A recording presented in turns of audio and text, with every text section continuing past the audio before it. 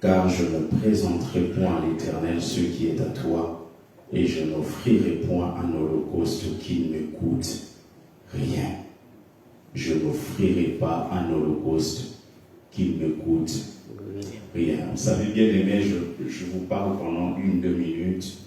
Vous savez, lorsque l'homme a péché, ce que l'homme a perdu, ce n'était pas la religion, ce n'était pas l'argent, c'était le royaume. C'était même pas le ciel. Et vous allez vous rendre compte que Jésus, en arrivant, il est venu pour pouvoir nous rétablir dans le royaume. Et maintenant, vous allez voir que Jésus a parlé plus d'argent que de la prière dans la Bible. Donc, tout celui qui suit les enseignements de Jésus doit être à l'aise avec l'argent. Même lorsqu'il utilise ses paraboles sont toujours en lien avec l'argent. C'est seulement dans nos églises que lorsque quelqu'un commence à toucher l'argent, on dit non, il aime beaucoup l'argent, non? Parce que Jésus sait, on peut dire, adorons ici, on va tous élever nos mains, mais quand il s'agit de l'argent, il y a quelque chose qui commence à nous empêcher. Quand quelqu'un arrive à se débarrasser de l'amour de l'argent, ça veut dire que cette personne a été conquise par le Seigneur. C'est pour cela qu'il dit, il y a 2 maîtres. Il y a le Dieu, le véritable, le Seigneur, et il y a Mammon. Et Mammon, c'est qui? C'est le prince lié à l'argent. Regardez la reine de Séba, quitte là où elle était, va voir le roi Salomon. Alors, lorsqu'elle quitte là où elle était, elle va voir Salomon, elle ne va pas les mains vides. Pourquoi? Parce qu'une fois qu'on est rétabli dans le royaume, il faut qu'on comprenne les protocoles du royaume. Dans le royaume, on ne mange pas comme on veut. Dans le royaume, on ne sert pas comme on veut. Dans le royaume, il y a des principes qu'il faut respecter. Alors la reine, elle est reine, donc elle connaît les principes du royaume. Elle dit, je vais aller voir le roi, mais je ne peux pas, selon le protocole, aller les mains vides. Et elle apporte des présents. Elle apporte ça chez qui? Chez un roi que Dieu a donné au-delà de ce que les gens autour de lui pouvaient avoir. C'est la raison pour laquelle lorsqu'on donne, on ne donne pas parce que Dieu est pauvre.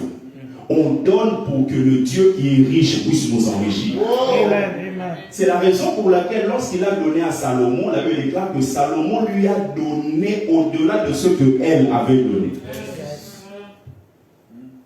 David cherchait une terre pour bâtir un autel. Or, un autel est un principe spirituel. Regardez celui qui s'appelle avec le déluge, Noé. Noé sort de l'arche, la première des choses qu'il fait, il ne bâtit pas des toilettes, un magasin, un centre commercial, il bâtit un hôtel. Or, un hôtel est toujours en surface. En surface, ça veut dire que l'homme monte et Dieu descend. C'est un lieu de rencontre. Je ne veux pas que tu donnes juste pour donner. Je veux que tu donnes quelque chose qui te coûte. Et c'est ça qui ouvre le ciel. Ne viens pas en cherchant, non. Donne à Dieu en disant, je donne parce que ça me coûte. Et quand ça me coûte, c'est en ce moment-là que le ciel s'ouvre. Dieu ne deviendra pas pauvre parce qu'on n'a pas donné. Dieu ne deviendra pas plus riche parce qu'on a donné. Mais la connaissance des principes du royaume nous empêche de rester en croisant les bras. Je prie Dieu que ce que tu vas mettre ouvre le ciel dans ta vie. Dieu ne multiplie jamais le néant, pasteur. Jamais. Il dit aux disciples, qu'est-ce que vous avez dit? Non, on a juste quelques pains et quelques poissons. Il dit, voilà, moi je ne multiplie pas le néant. Et quand vous regardez bien dans plusieurs paraboles, Jésus ne multiplie pas les pains. Il prend, il rend grâce. Il rend grâce parce qu'il est conscient du fait que je peux être reconnaissant par rapport à ce qu'il y a. Bien aimé, tu peux avoir que 20 € dans ta poche. En donnant à Dieu, tu es reconnaissant par rapport à ce que tu as. Et il a demandé qu'on distribue. La multiplication vient dans le fait de distribuer. Aussi longtemps que tu ne distribues pas, ça ne se multiplie pas. C'est pour ça que la Bible déclare que celui qui épargne à l'excès, ça. Pourquoi? Parce qu'il ne distribue pas. Je prie Dieu que la multiplication vienne dans ta vie. Et dit Abraham, je te bénirai, mais je multiplierai ta postérité. Qui est la postérité d'Abraham? C'est Isaac. C'est celui qui était prêt à donner Isaac. Dieu peut te bénir, mais il te multipliera lorsque tu seras prêt à te donner. Est-ce que quelqu'un peut acclamer le Seigneur?